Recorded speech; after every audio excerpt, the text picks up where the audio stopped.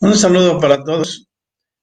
Después de haber estudiado en los diferentes momentos del curso que vamos a tener, la introducción a las Sagradas Escrituras, la estructura de la Sagrada Escritura, vamos a entrar ya en materia.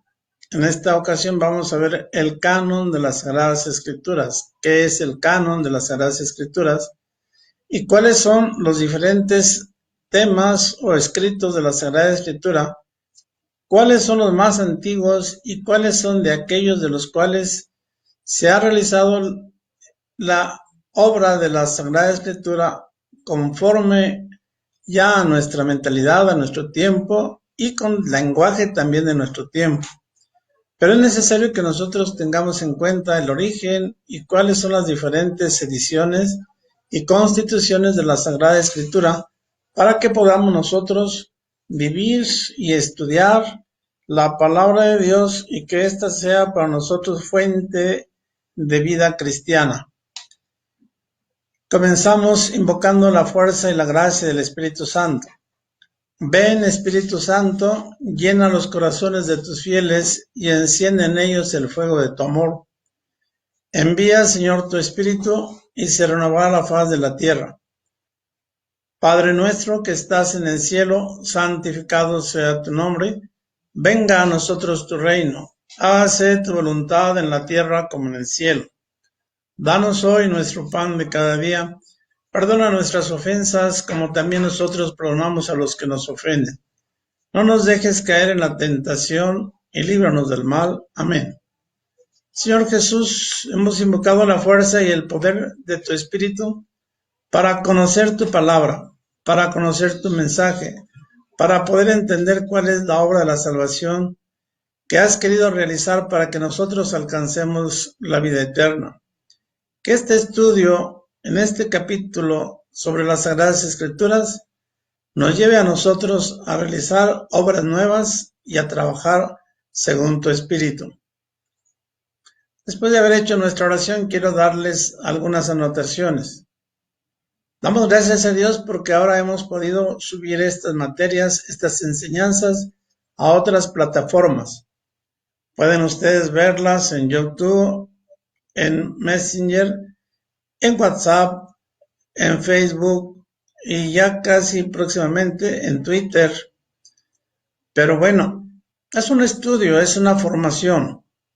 Sobre todo en las Sagradas Escrituras, les vamos a pedir ya desde ahora tener un cuaderno, una pluma y ir apuntando, ir teniendo en cuenta los temas, las diferentes acciones y capítulos que vamos a ir realizando.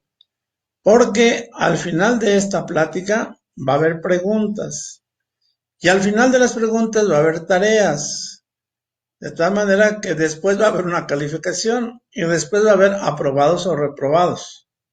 No se trata solamente de mirar, no se trata solamente de escuchar, no solamente se trata de oír, sino que nosotros, vuelvo a repetir lo que les dije desde la primera vez, podamos aprender nuevas cosas para que podamos después transmitirla y todos podamos recibir mayor conocimiento de la palabra de Dios, del plan de Dios y poder encaminarnos sobre él. Lo que les había dicho es muy cierto. El pueblo de Dios que escuchaba la palabra, que la meditaba, inmediatamente luego empezaba de alguna manera a llorar, a lamentarse, cuánto amor de Dios ha recibido y cómo lo hemos rechazado. Pero también se preguntaba el pueblo y nosotros también tenemos que preguntarnos cuántas cosas tenemos nosotros que entender de esa palabra para que podamos ser realmente un pueblo sabio, un pueblo de Dios, el pueblo elegido de Dios, que vive y que está conforme a la palabra de Dios, haciendo lo que Dios quiere y viviendo conforme a la enseñanza de Dios. Animemos pues nuestro espíritu para este estudio y que el Señor nos bendiga y nos alcance esta gracia. Empezamos con para entender cuál es el concepto de canon. La palabra de canon etimológicamente viene del griego que significa caña, la cual señala a una vara recta que sirve para sostener de manera derecha una cosa, una planta, desde luego. Ahí en la fotografía que tenemos ahí inmediatamente, vemos la caña y vemos junto a la caña una plantita débil y frágil. Entonces, la palabra canon viene del griego que significa caña, la cual señala a una vara recta que sirve para sostener de manera derecha una cosa, una planta, y en el caso de nosotros, una vida y un pueblo. Muy pronto, esa vara comenzó a servir para medir las cosas o hacer trazos rectos y se le denominó regla. Por eso el canon es propiamente la regla que debemos de tener para entender las Sagradas Escrituras. En la literatura eclesiástica, la palabra canon fue empleada por los primeros padres de la Iglesia para significar norma de fe, norma de verdad o reglamento. Los libros sagrados de la Sagrada Escritura recibieron el nombre de libros canónicos porque son una lista de catálogos o selección de libros que fueron inspirados por Dios. Ustedes deben saber que a través de la historia y a través de los pueblos fueron muchos los que escribieron y los que hablaron de la tradición que habían recibido, de la enseñanza que había tenido el pueblo sobre el amor que Dios nos tenía y cuál era el plan de la salvación. Pero de todos los libros la Iglesia estableció un canon, una regla para determinar cuáles libros eran verdaderos y cuáles eran realmente inspirados por Dios. Este es el concepto de canon. La división de los libros canónicos la encontramos de la siguiente manera. Desde muy antiguamente se han considerado dos clases de libros canónicos: los libros protocanónicos y los libros deuterocanónicos. Ustedes ya habrán escuchado estas palabras, pero vamos a ver qué significan. Los libros protocanónicos son aquellos de cuya inspiración divina nunca se ha dudado, ni por la religión judía, ni por la religión cristiana, sea la católica, sea la protestante, sea la ortodoxa. Por eso se llaman protocanónicos. Nunca se ha dudado ni por la religión judía, ni por la cristiana, ni por la ortodoxa. Es decir, tienen rectitud, tienen verdad, tienen veracidad y tienen precisamente la aprobación como libros inspirados, como libros dados, dictados o determinados por Dios. La segunda división tenemos los libros deuterocanónicos. Son aquellos de cuya inspiración divina se dudó algún tiempo por determinadas circunstancias que luego fueron integrados junto a los anteriores. Por ejemplo, el libro de Tobías, el libro de Judith, el libro de los Macabeos, el libro de Esther, las cartas a los hebreos de Santiago, la segunda carta de San Pedro y el libro del Apocalipsis. Estos deuterocanónicos, entonces, que aunque en un principio se tenía duda de si eran inspirados, una vez estudiados y aprobados, ya se determinaron que eran inspirados por Dios y se agregaron a los anteriores. Vamos a ver en qué consiste y cómo está constituido el canon judío. Hay dos clases de canons, el judío y el cristiano.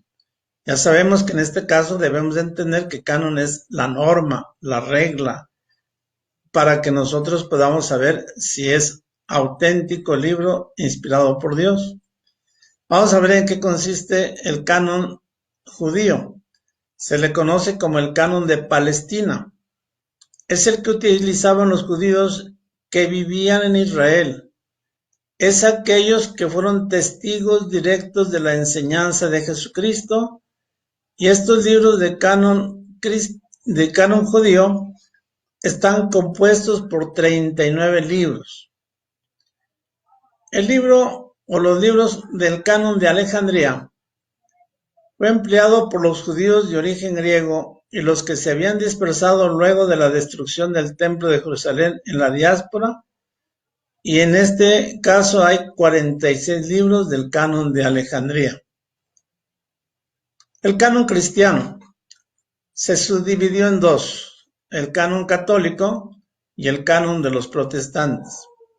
El canon católico es aquel admitido por la Iglesia Católica Apostólica y consta de 46 libros del canon de Alejandría, completados por 27 del Nuevo Testamento. En total, 73 libros.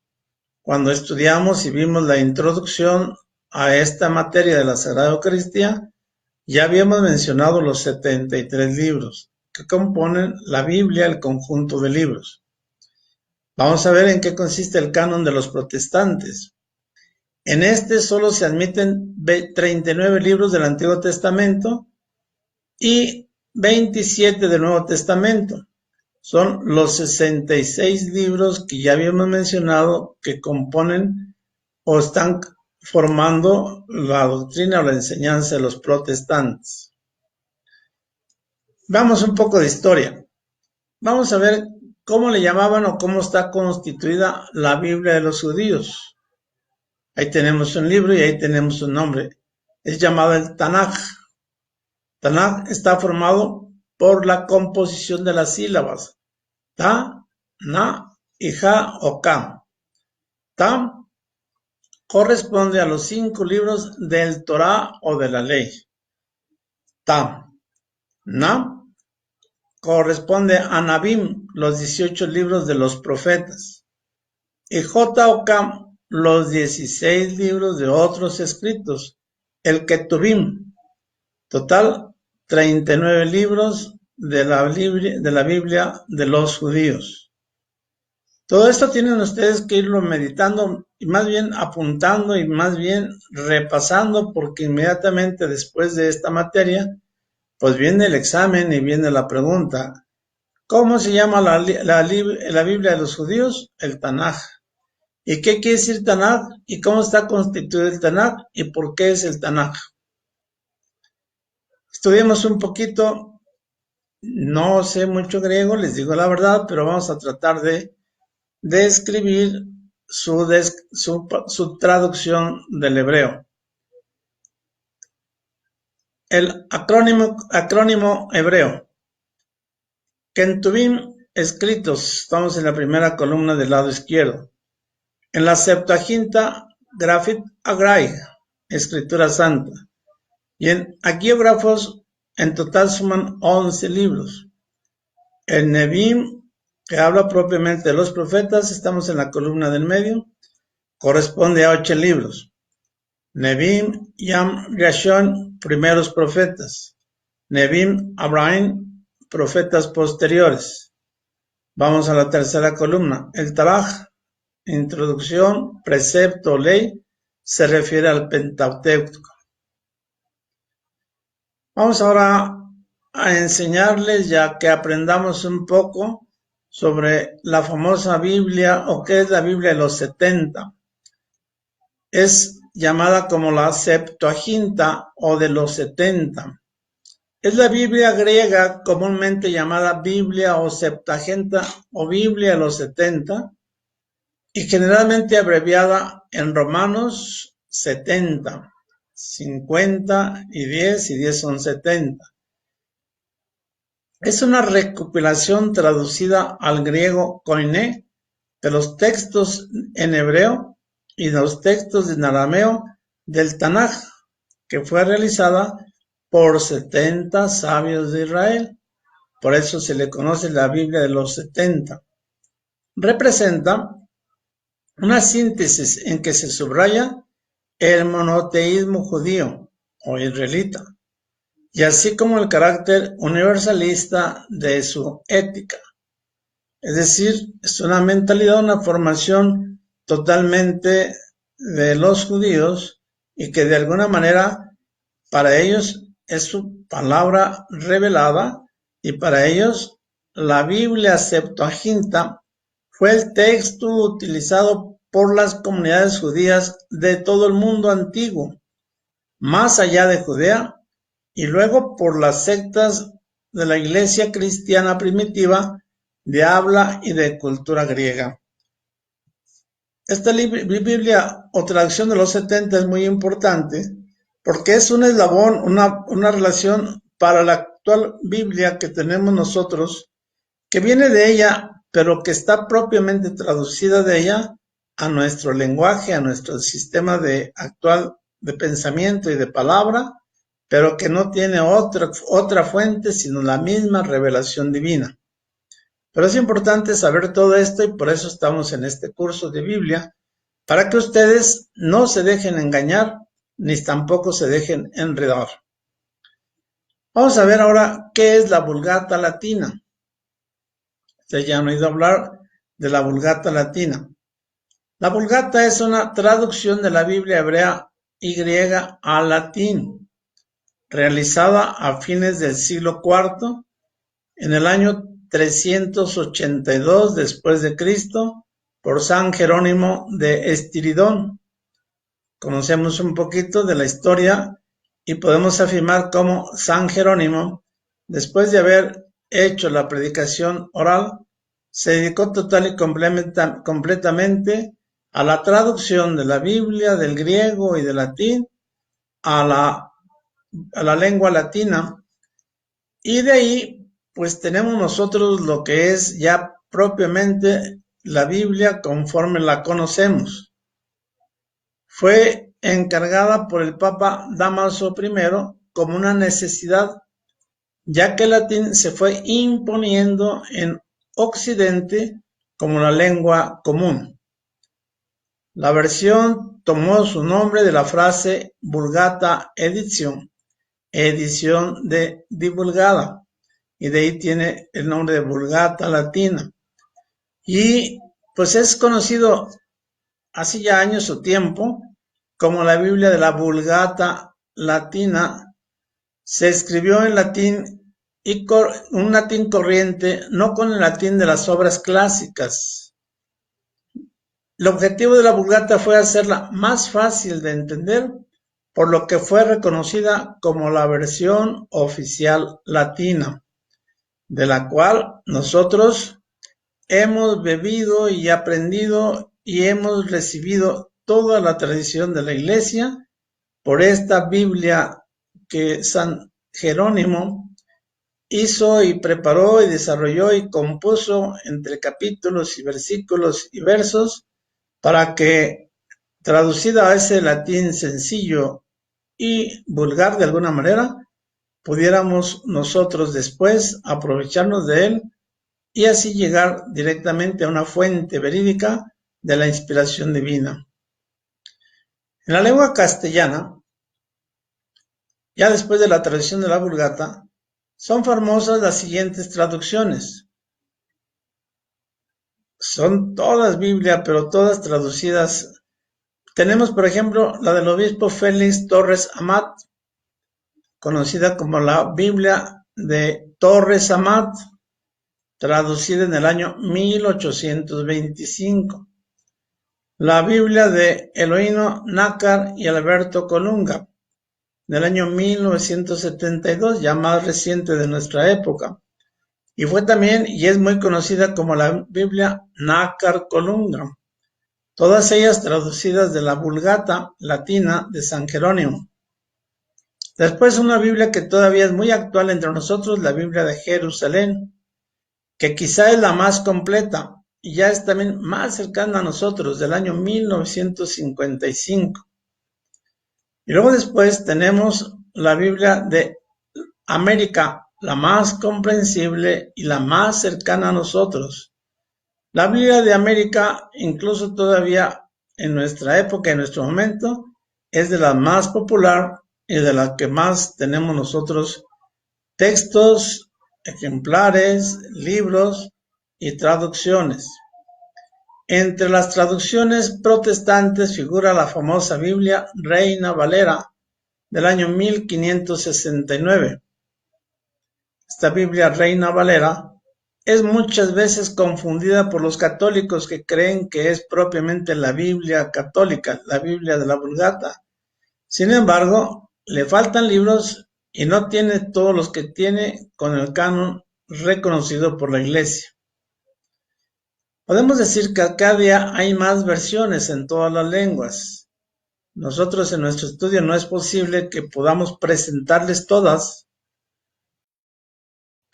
Dejamos de decirles que hay más y cada día hay otras y cada día hay diferentes presentaciones.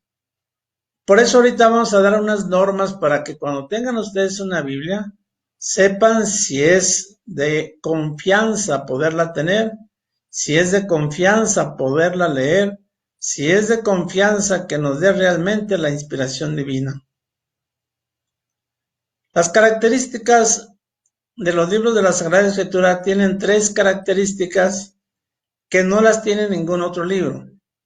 Son las siguientes. La inspiración. La inspiración es una influencia de Dios sobre las facultades mentales del escritor sagrado. Al escritor sagrado se le llama agiógrafo. Es solamente el instrumento, el medio por el cual Dios, habiendo inspirado un pensamiento, una enseñanza, una palabra, el agiógrafo es el encargado de escribirla. La inspiración, pues, es el influjo sobrenatural de Dios que ilustra la inteligencia y mueve la voluntad del escritor para que dé a conocer lo que Dios nos quiere comunicar. Pero es necesario, más adelante se los voy a decir, es necesario saber si una Biblia tiene propiamente la inspiración o la influencia de Dios sobre las facultades mentales para que pueda escribir lo que Dios nos quiere comunicar. La segunda característica es la revelación. Es un acto de Dios por el cual se revela a los hombres, ya sea de manera natural, a partir de sus obras, como el universo, como la naturaleza, como el hombre mismo. Dios va revelando la verdad al hombre por sí mismo. Puede llegar a ella, pero llegará con más certeza si tiene precisamente la revelación. La revelación de manera sobrenatural, esta es la manifestación de Dios en palabras que el hombre recibe en la fe y es producto de la gracia sobrenatural. De manera que hay la revelación natural y la revelación sobrenatural que de alguna manera se va manifestando en la mente y en la escritura del que lo está haciendo para que nosotros podamos recibir la enseñanza de Dios. Otra característica que debe tener es la inerrancia. ¿Qué es la inerrancia? Es una consecuencia de la inspiración divina que se refiere a la ausencia de todo error. Inerrancia es, de alguna manera, lo que el canon y lo que toda la autoridad de la Iglesia busca, que nosotros recibamos el mensaje sin error. Puesto que siendo la Biblia inspirada por Dios, contiene la palabra de Dios y por consiguiente no puede haber en ella error o falsedad de ninguna clase. Aunque ya veíamos que la Biblia puede tener géneros literarios, estilos de escritura, formas de hablar, histórica, didáctica, de inspiración, de palabra, de profecía, pero tiene que ser de alguna manera libre de error o que no contenga falsedad ninguna de ninguna clase. Eso se llama la inerrancia. ¿Qué contiene la Sagrada Escritura? La Sagrada Escritura no contiene otra cosa sino el conocimiento del plan de Dios para nuestra salvación. De manera que podemos resumir que la Sagrada Escritura es el plan de salvación que Dios tiene para nosotros los hombres. Y explicamos, Dios tiene un plan para nosotros desde que fuimos creados y se manifiesta en la historia de la salvación, narrada primero por diversos hombres en la historia de un pueblo, luego por medio de su Hijo Jesucristo y aquellos hombres enviados por él a predicar el Evangelio. De tal manera que esta historia de la salvación se va desarrollando a través de un pueblo, a través de la historia, a través de acontecimientos, para que nosotros alcancemos la salvación que Dios ha venido a traernos, es decir, librarnos del pecado y de la muerte y hacernos participar de la vida nueva en Cristo nuestro Señor a través de la Iglesia. La Sagrada Escritura contiene la revelación divina de Dios mismo y el misterio de su voluntad, que no es otra cosa que su plan de salvación para todos los hombres, nos enseña el Concilio Vaticano II. Fíjense bien, la Sagrada Escritura no contiene otra cosa sino la revelación divina de Dios, el misterio de su voluntad, que no es otra cosa que salvarnos para que todos los hombres alcancemos la gloria eterna. Vamos a hablar ahora de otro aspecto que es interesante que nosotros tengamos en cuenta. ¿Qué son los libros apócrifos?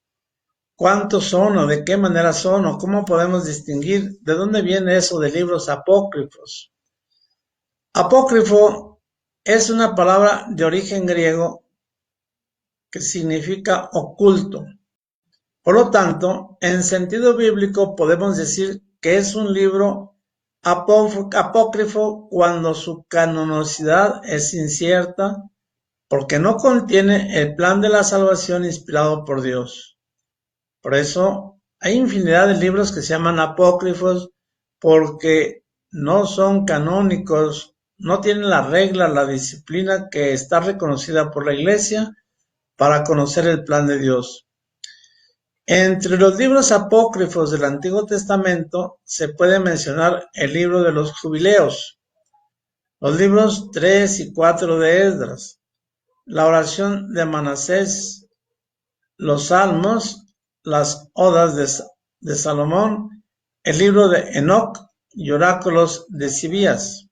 De tal manera que hay otros más, pero estos son los más importantes. A lo mejor algunos de ustedes ni siquiera los había oído nombrar porque no son canónicos, porque están de alguna manera apartados de decir y contener únicamente la revelación de Dios y la verdad.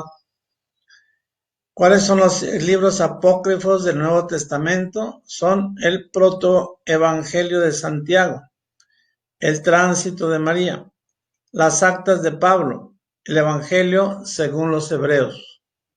Tenemos que tener mucho cuidado y ahorita vamos a ver las reglas o las normas para saber si una Biblia tiene o está compuesta también por libros apócrifos que no son reconocidos, no son aprobados como inspirados. Vamos ya, para no cansarles mucho, a hacer un repaso del tema. Pongamos mucha atención porque luego vienen las preguntas. ¿Qué significa etimológicamente la palabra canon? Tienen que apuntarla porque les queda propiamente de tarea. ¿Qué significa etimológicamente la palabra canon? ¿Cómo se dividen los libros canónicos y explicar cada uno? ¿Cómo se dividen los libros canónicos y explicar cada uno? ¿Cuántos libros contiene el canon judío y cuántos libros contiene el canon cristiano? Les dije que fueran haciendo sus apuntes porque vendría el repaso y de alguna manera el examen. Por eso tienen que ponerse atentos. ¿Cuántos libros contiene el canon judío y cuántos el canon cristiano? ¿Cómo se formó la Tanaj o Biblia judía? ¿Y qué significa Tanaj o Biblia judío? ¿Cómo está compuesta? ¿De cuántos libros tiene cada parte? Es importante para que nosotros también, a la hora de hablar y discutir, pues hablemos con verdad y con fundamento. ¿Qué características tiene la Biblia de los 70? ¿Y cuál es y en qué consiste la Vulgata latina? Esto ya lo vimos y es importante que lo repasemos para que nos podamos quedar con conocimiento fresco y verdadero y podamos también defender la misma palabra de Dios. Por último, ¿qué se puede decir de los libros apócrifos? ¿Existen los libros apócrifos? ¿Cuál es la característica de los libros apócrifos? ¿Dónde los encontramos los libros apócrifos? ¿Por qué los libros apócrifos no contienen el mensaje de la palabra? Vamos ahora a la práctica, más bien propiamente a la tarea que ustedes tienen que desarrollar y que entre todos tenemos de alguna manera que revisar y componer. Anota el nombre completo de la Biblia que vas a utilizar. Esta práctica, esta tarea no es de lo que ya vimos, sino de lo que vamos a ver. Se trata de que vean la Biblia que tienen en su casa, que tienen con ustedes, y busquen cuál es el nombre, si es Vulgata, si es Nácar Colunga, si es de Jerusalén, si es de la Biblia de América. Segundo, escribe en tu libreta los datos de la primera hoja de esa Biblia que tú vas a revisar, que tú vas a estudiar. ¿Cuáles datos? ¿Quién es el autor? ¿Quién la revisó esa Biblia, esa traducción, esa presentación? ¿Quién dio la autorización eclesiástica? Tiene que tener una autorización eclesiástica de un obispo, de un arzobispo, de un prelado, de una diócesis.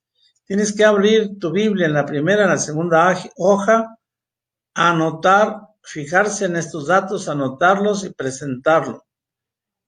¿Quiénes son los editores? ¿De qué editorial viene? ¿De qué ciudad? ¿De Jerusalén, de España, de América, de México? ¿De qué año? Todo esto no es sino para que nosotros tengamos más conocimiento, más seguridad de lo que vamos a tratar, de lo que vamos a conocer. Fíjense bien, tiene ahí una nota. Si no tiene autorización eclesiástica, es mejor no utilizarla. Porque aunque tenga palabra de Dios y aunque contenga el mensaje de la revelación, tiene fallas, no tiene completo el texto o tiene distorsionado el texto. Por eso, si la Biblia que tú tienes no tiene autorización, es mejor entregarla en la parroquia, entregarla a una autoridad y así evitar que esa Biblia que no tiene el contenido de la revelación haga daño a grupos o personas. Por último, después hay que revisar el índice general y repasar el nombre y las abreviaturas de los libros. Ya en la introducción de la Biblia habíamos visto cuántos libros históricos, cuántos didácticos, cuántos poéticos, cuántos de sabiduría, y habíamos visto los nombres. Hay que reconocer, nombrar y repetir una y otra vez, como cuando en la escuela estudiábamos las tablas, o cuando aprendimos las vocales, o cuando aprendimos el abecedario, porque con las vocales, con el abecedario, pudimos después aprender la lectura y los textos, después los libros y después la enseñanza de los libros. Así que aquí también repasar el nombre de los libros, reconocer estos nombres de libros por abreviaturas y luego algunos ejercicios que yo les pudiera poner ya y que ustedes mismos pueden ponerse. Localizar y leer los siguientes textos. Marcos 16, 19, 20. Si ustedes ya aprendieron un poquito y si no tienen que aprender, cada libro de los 73 que tiene la Sagrada Escritura tiene un nombre y una abreviatura. Marcos, capítulo 16, versículos de 16 al 20. Colosenses 4, 16. Colosenses no es un libro, es una carta de ¿quién? Del apóstol San Pablo. Capítulo 4, versículo 16. Evangelio de San Juan. Juan JN, capítulo 5, versículos 19 al 20. Y luego también versículos del 24 al 26. Luego, profeta Isaías, capítulo 40, versículo 28. Esto es nada más como ejemplo. Ustedes mismos pueden ya en su casa o a través de estas mismas enseñanzas ir buscando un capítulo, un versículo que hable de lo que estamos hablando. Y de una vez les digo que cuando una Biblia tiene números chiquititos del lado izquierdo al lado derecho, quiere decir que el mismo texto, en la misma enseñanza, las mismas palabras, antes de Jesús están escritas en el Antiguo Testamento. En el tiempo de Jesús están escritas en el Evangelio. Después de Jesús está escrita en los Hechos de los Apóstoles o en las cartas de los apóstoles. Y lo que se dice en un texto del Antiguo Testamento tiene que corresponder al texto del Evangelio y tiene que corresponder a la iglesia ya militante en los Hechos de los Apóstoles. De tal manera que la Biblia tiene una correlación y entonces por eso nosotros, habiendo estudiado, leído un texto, podemos ir al contexto, qué dice antes y luego después, qué dice después. Es decir, tenemos que tener una relación completa de texto y contexto. No podemos sacar un texto nada más como lo hacen los protestantes y a partir de ahí un error más. Les pongo un ejemplo. Si nosotros rezamos el credo a partir de Poncio Pilato, ¿qué vamos a decir? Poncio Pilato fue muerto y resucitado, subió a los cielos y está sentado a la derecha del Padre Dios Todopoderoso. ¿Es verdad lo que leímos? Sí, es verdad, pero está sacado de contexto. Está fuera de lo que decía antes, de lo que dice y lo que dice después. ¿Qué decía antes el texto? Creo en Jesucristo, Hijo único de Dios, nacido del Padre, que padeció bajo el poder de Poncio Pilato. Fue muerto y resucitado y subió a los cielos. Pero cambia todo el sentido al entrar en el contexto, porque si vemos el texto fuera del contexto, pues nos cambia todo y entonces caemos en errores como la multitud de protestantes que solamente nos dan cierto versículo sacado del contexto, y entonces caemos en errores. Necesitamos aprender todo esto para que nosotros reconozcamos en la palabra de Dios el mensaje de la salvación y podamos nosotros entrar en ese plan de Dios, como entró el pueblo en el plan de Dios para alcanzar a llegar a la tierra prometida. Nosotros, para poder alcanzar al reino preparado por Dios para todos los que crean en Él, todos los que acepten su palabra y todos los que puedan vivir en la vida y en el gozo de ser hijos de Dios. Hasta ahí vamos a ver esta enseñanza, tienen su tarea y preparémonos porque enseguida vamos a ver libro por libro, texto por texto y descubrir cuál es la enseñanza de la palabra y qué es lo que nosotros tenemos que hacer y practicar de esa palabra para poder vivir y para poder ser realmente un pueblo sabio, inteligente, como no lo ha habido otro. Damos gracias a Dios, invocando también la protección y la gracia de la Santísima Virgen